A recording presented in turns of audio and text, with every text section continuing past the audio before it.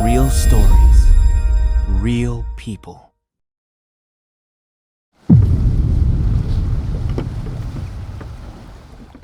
Imagine standing in the middle of the night, facing a sea so calm it almost feels eternal, when suddenly you hear a desperate call from a ship that is sinking. The voice pleads for help, screaming that the water is dragging them under, echoing through the darkness as if it were right beside you. Yet, when the rescuers arrive at the coordinates, what they discover is something beyond explanation. The ship in distress had already vanished, lost to the ocean more than 30 years ago. The night along the coast seemed calm, with the sea completely still and the radio emitting nothing more than a faint layer of static. Suddenly, the Maritime Control Center intercepted a signal. The voice of a man gasping for air, screaming in pure desperation, "We're sinking! The water is flooding in! We can't hold on any longer!" The transmission was cut off abruptly, leaving only silence on the frequency, and the operators sat frozen, unable to comprehend what they had just heard. It was a crystal-clear distress call, yet no vessel appeared on the radar, only a set of precise coordinates, repeated again and again. Without hesitation, the Coast Guard was deployed to investigate the location, unaware of the impossible truth that awaited them in the darkness of the sea. The rescue crew set out within minutes, cutting through the dark waters as the cold breeze swept over the deck and the fog closed in around the vessel like a wall. One of the sailors adjusted the portable radio, straining to catch the signal again, but the frequency remained mute. "That's strange," he muttered. "There should at least be some interference." The captain, his brow furrowed, ran through the emergency protocols in his mind. A distress call could never be ignored, yet something in the tone of that man's voice unsettled him deeply. It sounded far too old, as if carried across time from another era. The silence on deck grew heavier with every passing minute as they drew closer to the coordinates. When they reached the marked coordinates, there was nothing. The sea lay motionless, without the faintest ripple, as if it were hiding a secret beneath its surface. They switched on the floodlights and began to scan the water, their beams slicing through the darkness. For long minutes, nothing appeared until suddenly someone shouted, "There!" A few corroded wooden planks drifted aimlessly, accompanied by rusted fragments that looked like pieces of a ship. The smell was unsettling, sharp and metallic, as though the ocean had preserved those remains for decades. The rescuers exchanged uneasy glances. There were no signs of life, no life jackets, no bodies, only the scattered remnants of a wreck that could not possibly belong to any recent vessel. One of the rescuers lifted a metal fragment tangled in seaweed and examined it under the beam of light. "This makes no sense," he muttered. The iron was completely rusted, as if it had been submerged for years. Another crew member pulled out a piece of wood with faint markings. The letters were almost gone, but they seemed to spell the name of a ship. "Santa Esperanza," whispered a sailor, his voice trembling. Everyone froze. That name was unmistakably familiar. The captain gave the order to recover the fragments and keep the radio line open. Even though the call had fallen silent, the haunting feeling that someone was watching them from the fog refused to fade. On the way back to port, the silence inside the cabin was unbearable. No one dared speak of what they had just witnessed. Finally, one of the younger crew members broke the silence. "I heard something else on the radio. Voices, behind the man who was asking for help." The others stared at him in disbelief. "Yes," he insisted. They were whispers, as if more people were screaming far away, beneath the water. The captain pressed his lips together and gave no reply. He knew such testimony often gave rise to dangerous rumors, yet deep down, he too had sensed something strange in the transmission. The static had not been normal. It had sounded like cries carried by the wind. At the Maritime Control Center, the technicians replayed the recording of the call. The desperate voice was there, breaking up, repeating the same phrase again and again. The waters coming in were sinking, but when they isolated the audio, something disturbing emerged. In the background, faint but undeniable, were other sounds. Screams, the clanging of metal, and the toll of a ship's bell. What unsettled them most was the quality of the recording. It didn't sound modern at all. The texture betrayed it. It felt like a transmission captured decades ago, with equipment that no longer existed. No one could explain how that signal had broken into today's frequency.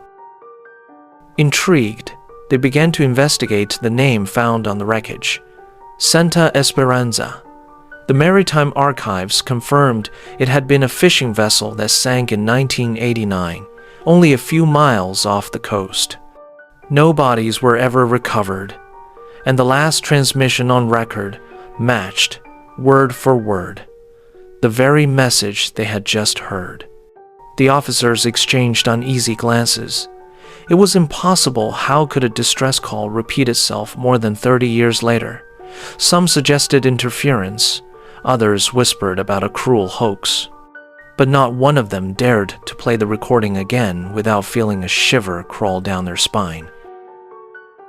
The families of the Santa Esperanza victims were called in. Among them, an elderly sailor asked to hear the tape. As the voice played through the speakers, his face turned pale. "That's my brother, there is no doubt," he said, tears welling in his eyes. The room fell into stunned silence. The old man insisted the recording was not new. It was exactly the same as the last time he heard his brother alive. The captain tried to explain that they had only intercepted an anonymous transmission, but the truth was undeniable.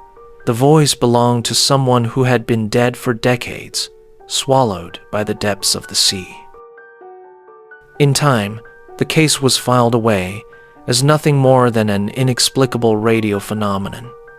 Yet the rescuers who lived through that night never forgot the heavy feeling in the air. Many swore that ever since, when sailing through that same stretch of water, they could hear faint murmurs on the emergency frequency, though no one was transmitting. Others claimed to see lights moving beneath the surface, like the lamps of divers who never returned. But what haunted them most was the memory of that voice, echoing again and again, pleading for help from a place no one could reach. A cry trapped forever in the depths. Today, the veteran sailors warn every new crew member, never ignore a call on that frequency. You may find nothing, or worse, you may find too much. Some believe the sea holds memories, that tragedies remain trapped in its waters. Others prefer to think of it as technical errors, simple coincidences. But for those who were there is no doubt. That night, they answered a distress call from a shipwreck that had already taken place more than 30 years before. And ever since, they know the sea does not always return what it takes, but it can ensure that the voices it swallows are never silenced.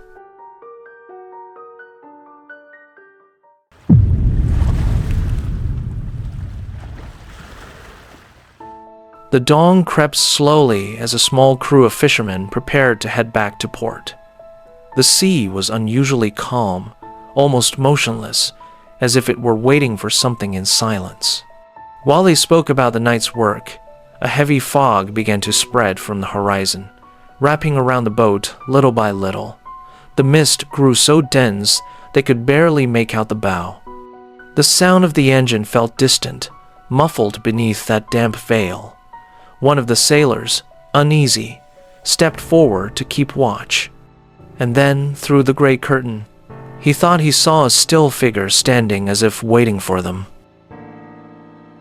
The fisherman blinked several times, convinced the fog was playing tricks on his eyes.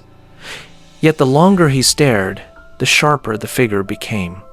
It was the outline of an older man, standing at the bow, drenched from head to toe, dressed in tattered clothes that seemed to belong to another time. He didn't move, not even shivering from the cold. His arms hung straight at his sides, and his unblinking gaze was lost in the haze. A chill ran down the fisherman's spine. There was no doubt someone was there, though none of them could recall ever letting him on board. The man's face was pale, almost ashen, and his eyes looked like dark, hollow sockets that never blinked. The crew began to murmur nervously. Some thought he might be a stowaway. Others whispered he could be a lost castaway. But there was something unsettling in his stillness, something unnatural that kept them on edge. The youngest among them gathered his courage and shouted toward the bow, "Who's there?" No answer came. The silence grew heavier than the fog itself, until at last the captain, stern and suspicious, ordered them to grab their lanterns and shine the light on him at once. The men lit their lanterns and moved cautiously toward the bow. The beams of light slowly revealed the wet wood, the puddles formed by condensation. And for a few seconds, they all saw him clearly. The stranger was still there, watching them in silence. His clothes dripped with water, as if he had just risen from the bottom of the sea. The captain took a deep breath and stepped forward with determination. But the very moment the light fell fully upon him, he vanished. He didn't fade or dissolve. He was simply gone. On the deck, there were no wet footprints, no scraps of clothing, nothing at all to explain it. The fishermen stood frozen, unable to move or utter a word. Only the fog and the steady thrum of the engine kept them company.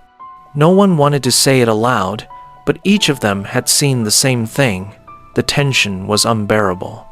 One of the crew dropped his lantern, and the metallic clang as it struck the deck made them all flinch.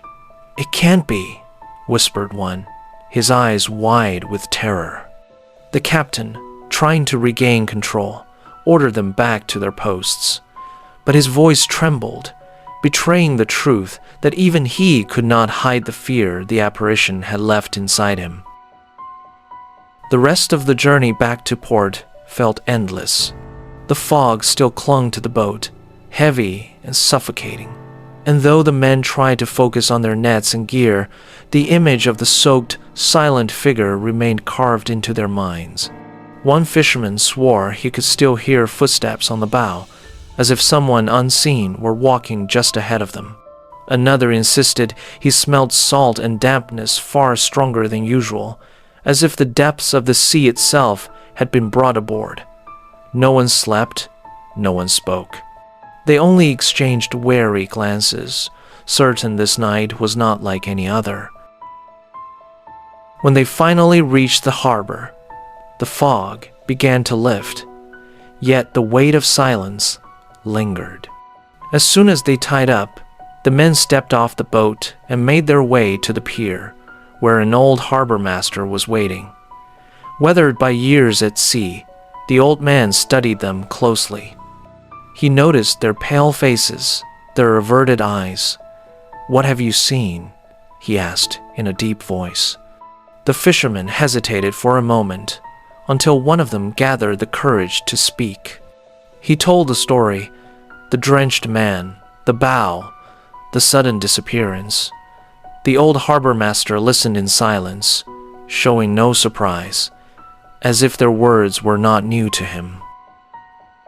When the tale was finished, the old man let out a long sigh. His face showed more resignation than fear. In a slow, steady voice, he said, "You saw him too?" The crew exchanged confused looks, waiting for an explanation. The old man lowered his gaze and went on. "That man has appeared in the fog for generations. He's always the same, drenched, silent, wearing old clothes.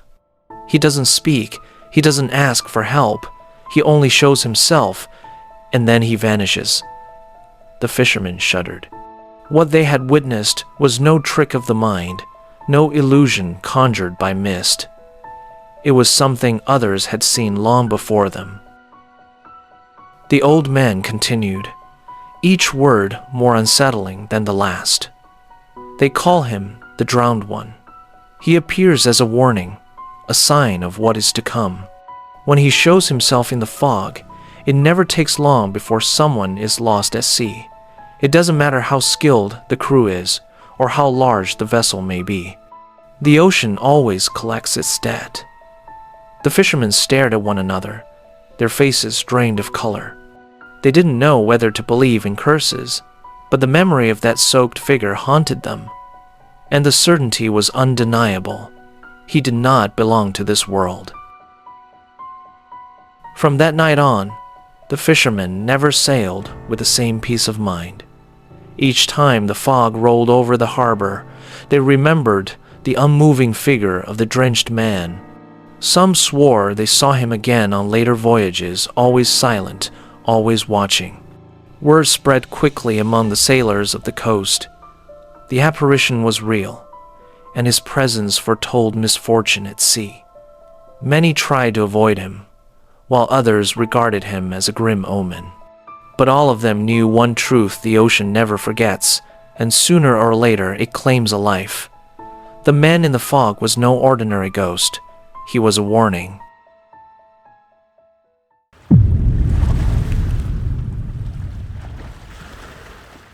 Imagine being trapped almost 300 feet beneath the sea. No light, no oxygen. Only the sound of your own breathing growing weaker with every passing second. No one can help you. You're completely alone. And deep inside, you know that if you don't find a way out, you'll never see the surface again. It was hurricane season, and the sea was especially rough. We were working off the Gulf Defender, a dynamic positioning support vessel that held its place despite the waves. Our mission sounded simple: inspect a damaged section of an old pipeline near an abandoned platform. I descended with my partner, Lewis, through the diving bell, our gear checked and double-checked. Visibility was almost non-existent. The freezing water seeped through every seam of my suit. Lewis joked over the radio, "When we get out of this, you owe me a beer." I laughed. I didn't know it would be the last time. As we descended, the pressure grew heavier with every meter. The sounds inside my helmet felt distant, as if they were coming from another world. The flow of oxygen, the hiss of bubbles rising, the pounding of my heartbeat, everything seemed amplified. When we reached the bottom, the scene was desolate. Rusting pipes, corroded structures, and a darkness that swallowed the light. No life, no fish, no movement at all. We began inspecting the damaged line, marking weak spots, taking photos, everything with precision. Then, I felt a sudden tug on my back. My body froze. Something had pulled on my umbilical, and in that moment, everything changed. At first, I thought it had just snagged on some structure. I turned my body carefully to free the line, but then I heard a sharp crack. A second later, everything went dark. The helmet light vanished. The suit's heating system shut down. The oxygen stopped flowing. I was left in complete darkness, in total silence. Only the sound of my own strained breathing inside the helmet. My umbilical had been ripped away. I tried calling over the radio, but there was no signal. I was alone, 300 feet below the surface, and my emergency air was already running out. I activated the emergency system, but something was wrong. The flow was weak, unstable. The valve felt stiff, as if the impact had damaged it. Each breath grew shorter, harder. The gauge was dropping fast. I tried to stay calm, but panic gripped me from the inside. My hands were shaking. My chest was tightening. I screamed, even though I knew no one could hear me. The darkness was absolute, the cold unbearable. I forced myself to think. Don't panic. Breathe slow. Buy time. But the oxygen was fading, and with it, my strength. And in the end, all I could focus on was just one thing. One more meter, one more breath. The pipeline structure blocked my direct path back to the bell. I couldn't ascend in a straight line. Then I remembered a safety line we had set earlier, a backup route. I crawled slowly, with short, precise movements, feeling every muscle beg for oxygen. My legs were tingling, my hands going numb. My helmet began to fog, and my vision narrowed. With every meter I repeated in my mind, just a little more. But the cold was cutting down to my bones. At one point I stopped, not to rest, but because I thought, this is how it ends. Suddenly, out of the darkness, a faint glimmer appeared. At first, I thought it was an oxygen-starved hallucination, but it was there, a weak light in the distance, like a flashlight moving underwater. My lungs were burning, my head ringing. Despite the pain, I began pushing myself toward that light, each stroke slower than the last. As I drew closer, a shape emerged. It was Lewis. He had left the bell to look for me. He grabbed me firmly by the harness, said nothing, and began pulling me back toward the bell. The diving bell emerged like a saving shadow in the middle of the abyss. Lewis pushed me forward with all his strength, while I could barely move. My entire body was trembling. I felt I could lose consciousness at any moment. Carter opened the hatch from inside. A rush of air wrapped around me as we crossed the threshold. I collapsed onto the metal floor, gasping, half blind, a constant ringing in my ears. The hatch sealed behind us. The pressure began to stabilize. The oxygen returned. Only then did it hit me. I was alive. I had made it back, but something inside me would never be the same again. I woke up hours later inside the hyperbaric chamber of the Gulf Defender. My body was numb, my head heavy, and there was an emptiness I couldn't explain. Lewis was there, sitting beside me. He looked at me exhausted, but relieved. I tried to speak, but all I could do was nod. He nodded back. Later, they told me I had survived nearly 24 minutes without a functional umbilical, a record that should never exist. The doctors couldn't understand how I was still alive. Neither could I. But one thing I did know, from that moment on, something inside me had changed. I had seen the bottom, and it had given me back. Since that day, nothing has ever been the same. I still dive. I still trust my gear. But every time I descend, I feel the ocean watching me, as if it remembers I was there and that it chose to let me go. Some nights, I wake up in a cold sweat, convinced I'm still down there in the dark. I hear the click of a valve, the echo of my breathing, and that crushing silence. I've spoken with other veteran divers. Many carry stories just like mine. We call it the silent pact. Sometimes the sea tests you. Sometimes it takes you. And sometimes it simply lets you go